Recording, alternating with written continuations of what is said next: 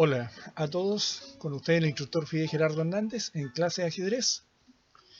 Este mes estaremos viendo el ciclo de partidas del genial David Bronte. Haré una pequeña reseña sobre este gran maestro. David Lonovich Bronte nació en Bielazersk, Ucrania, un 19 de febrero de 1924 y falleció en Minsk, Bielorrusia, el 5 de diciembre del 2006, a la edad de 82 años. Fue un gran maestro de ajedrez y escritor, subcampeón del mundo de ajedrez el año 1951 a la edad de 27 años. La causa de su muerte fue un accidente cerebrovascular. Está sepultado en Minsk, de nacionalidad soviética. Educación en la Universidad Politécnica Estatal de San Petersburgo. Falleció teniendo un elo aproximado de 2.432 puntos el año 2006. Fue descrito como un genio creativo y un maestro táctico. Su obra demuestra que el ajedrez debe ser considerado un arte tanto como una ciencia.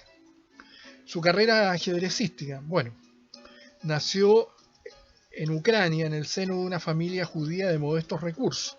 Aprendió ajedrez a los 6 años de su abuelo.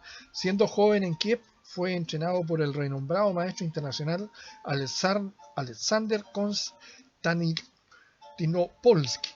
Su primer éxito en un torneo de categoría internacional llegó en el Internacional de Saskho-Baden el año 1948, en el que se clasificó para el torneo de candidato de 1950 en Budapest, superando a Isaac Boleslaski. En este periodo su juego mejoró notablemente y el año 1951 disputó frente a Miguel Bobbini el encuentro por el Campeonato del Mundo.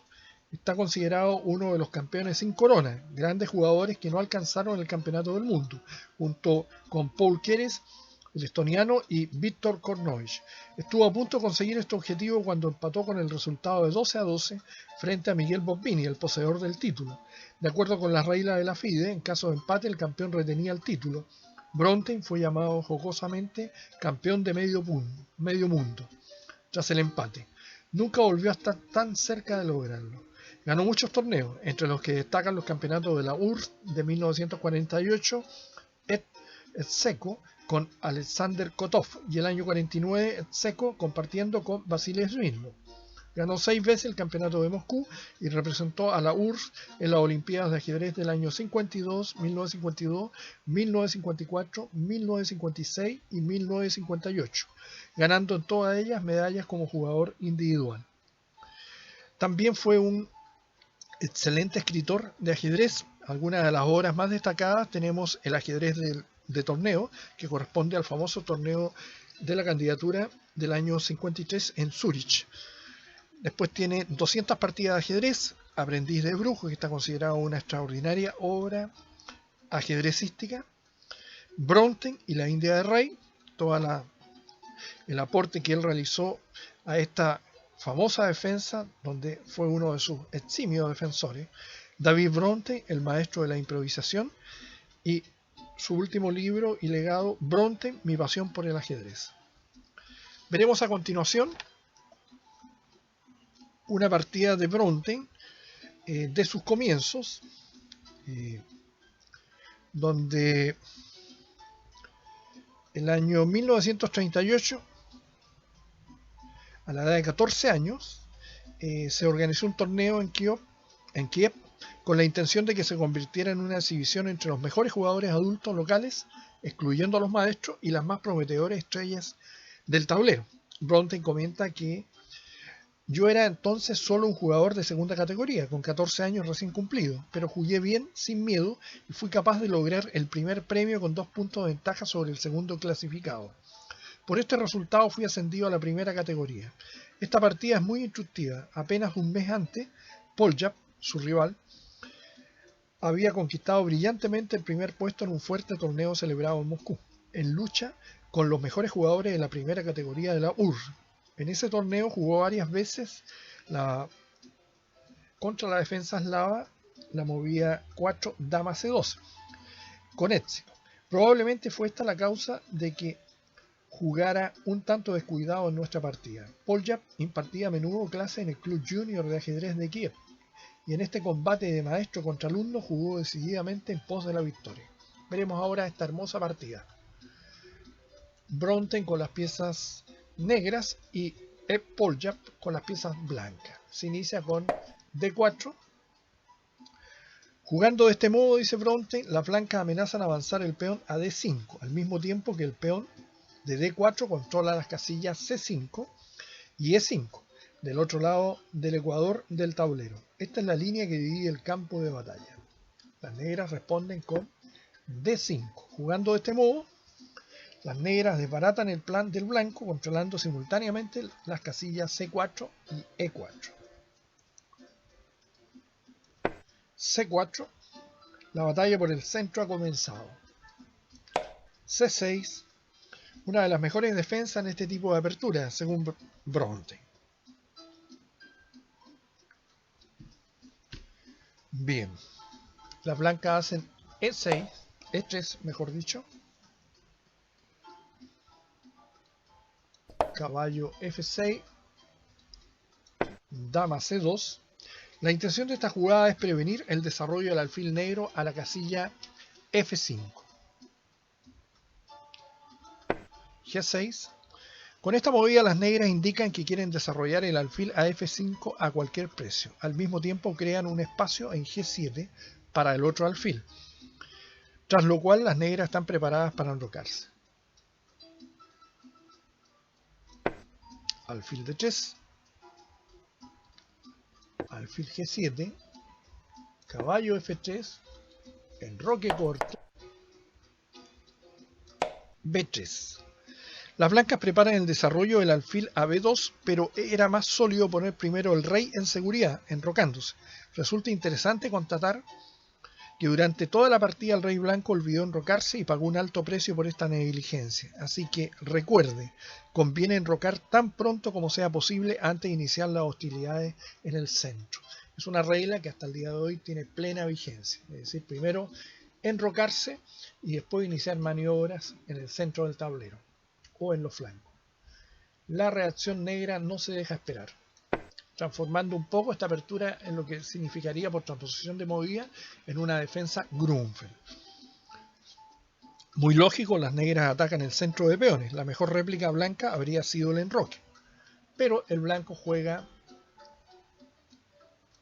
D por C5. Al aceptar el sacrificio del peón, las blancas pierden un tiempo vital. En ajedrez, al igual que en la vida cotidiana, el tiempo puede tener mucha importancia. También era posible haber realizado C por D5, C por D4, E4, caballo por E4, alfil por E4, D3, dama por D3, alfil por A1, caballo C3 y el alfil negro no puede regresar a G7, lo que debilita las casillas negras próximas al rey negro. Para propósito defensivo, el alfil puede ser más valioso que la torre blanca. Con algo de imaginación, las blancas pueden iniciar un ataque. Entonces tenemos que, después de C5, las blancas jugaron D por C5. D por C4. Alfil por C4. Y ahora tenemos la importancia de la movida G6. Alfil F5. Obligado a desplazar la dama blanca. Dama E2. Caballo E4, teniendo un total dominio del desarrollo del ala dama de las blancas. Prácticamente obligado. Caballo D4. Ahora, en esta posición, para las blancas negras hubiese sido sumamente imprudente jugar alfil por D4 por E por D4, dama por D4, alfil de B2, dama por C5, y a cambio de un peón, ¿no es cierto?,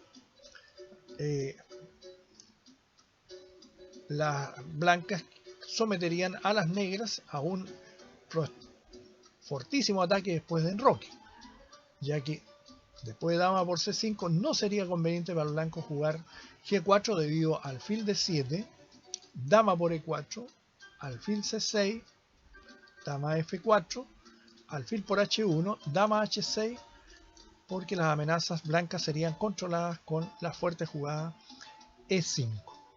Entonces tenemos que después de enroque corto, las blancas dispondrían de un prometedor ataque. Por lo tanto, después de caballo D4, las negras juegan en forma correcta caballo C6. Caballo por C6, aprovechando el blanco que se amenaza a la dama negra. B por C6, alfil B2 y ahora la fuerte continuación, dama A5, obligando al rey blanco a perder el enroque. Rey F1. Ahora el rey blanco ha perdido su derecho al enroque, lo que ayuda a las negras a continuar su ataque. Y no es solo el rey el que sufre, tampoco la torre del rincón H1 parece muy afortunada. Por contra, en el bando opuesto las torres negras se volverán muy activas.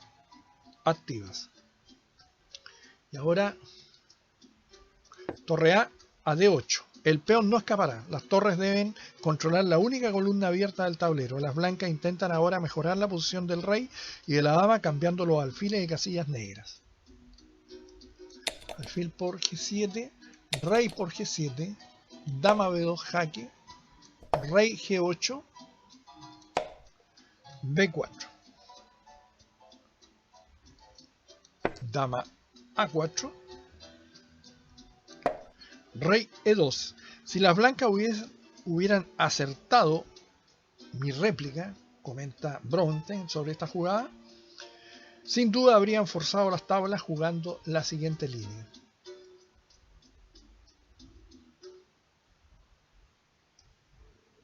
Que la veremos a continuación. Caballo C3, caballo D2 jaque, rey E2, caballo por C4, caballo por A4, caballo por B2, caballo por B2, torre B8, A3, A5, caballo D3, alfil por D3 jaque, rey por D3, A por B, torre por B4, torre H a B1 con una posición teóricamente de tabla. Y ahora, volviendo a la posición, rey E2, alfil E6. Excelente jugada. Este era el plan de las negras, comenta Bronte. Años más tarde, el joven Bobby Fischer efectuó una jugada similar en su famosa partida contra Donald Byrne, cuando sacrificó a la dama haciendo una jugada semejante. Ahora, las blancas juegan alfil por E6, forzado, ya que si dama B3 hubiese venido caballo por C5, dama por A4, alfil por C4 ganando una pieza. La otra posibilidad era, después de alfil E6, haber jugado torre C1, pero esa conducía simplemente al mate. Alfil por C4, torre por C4, dama de 1 mate. Y la última posibilidad era alfil D3 y se hubiese encontrado con caballo por C5, buena jugada, B por C5, dama G4 con gran ataque. La otra es, después de, en vez de B por C5, jugar caballo C3, pero hubiese encontrado con caballo por D3, caballo por A4, caballo por B2, caballo por B2, torre B8, A3, A5, y las negras quieren una poderosa iniciativa. Entonces tenemos alfil por E6, dama B5, jaque. Otra posibilidad era F por E6, F4, dama B5, rey F3, dama D3, pero la que se realizó es más simple. Dama B5 jaque, rey E1, F por E6,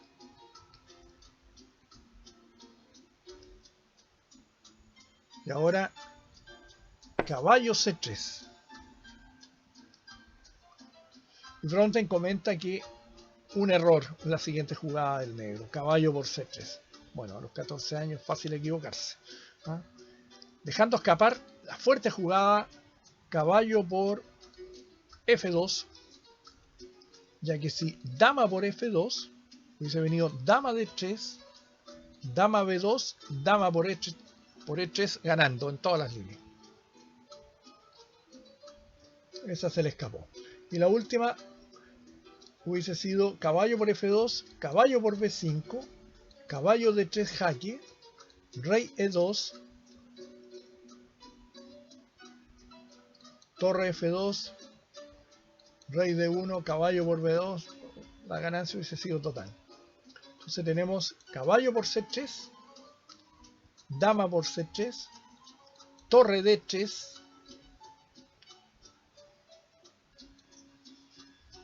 A4, dama A6, dama C2.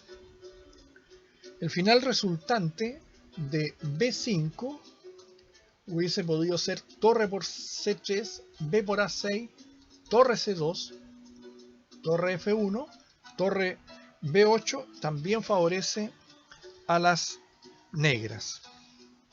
Entonces tenemos ahora dama C2, torre F a D8, H4, dama B7. Ahora que las torres negras han obtenido el total dominio de la columna D, la principal tarea consiste en abrirse paso con la dama por entre las defensas blancas. Torre B1.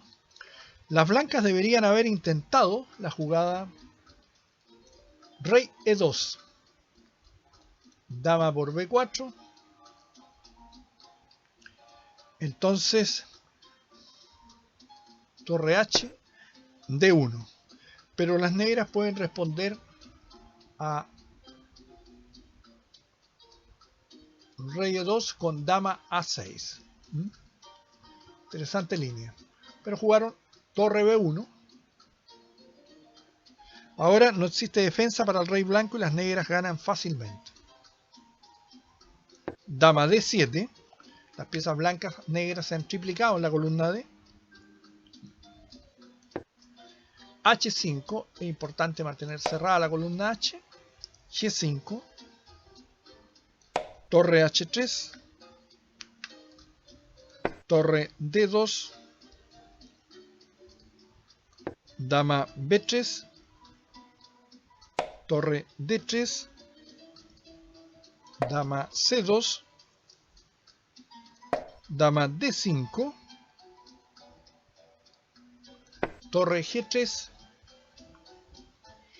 Si rey F1 venía torre D2, dama C1, dama D3 jaque, rey G1, dama E2, amenazando tanto dama por F2 como torre D1, ganando en todas. Por lo tanto, después de dama D5, las blancas juegan torre G3, torre D2, dama B3, dama F5, torre F3, dama E4, torre C1, torre 8 a D3, torre C3, torre D5, B5, dama H4 y las blancas abandonaron. Cuando ambos reyes regresaron a su casilla inicial, empezamos a analizar y nos congratulamos del fiero combate librado como dos buenos deportistas, comentaba David Bronten al término de esta partida. Bonita partida, espero que les haya gustado y espero introducirlos en el mundo de David Bronten, que fue un genial jugador de ajedrez, muy imaginativo, al estilo de Miguel Tal, pero sobre todo con un hombre que aportó muchas ideas nuevas al estudio del ajedrez. Ha sido extraordinario su aporte, su legado. Bien, eso ha sido todo por ahora y estaremos en breve viendo una nueva partida de este extraordinario jugador ucraniano. Gracias.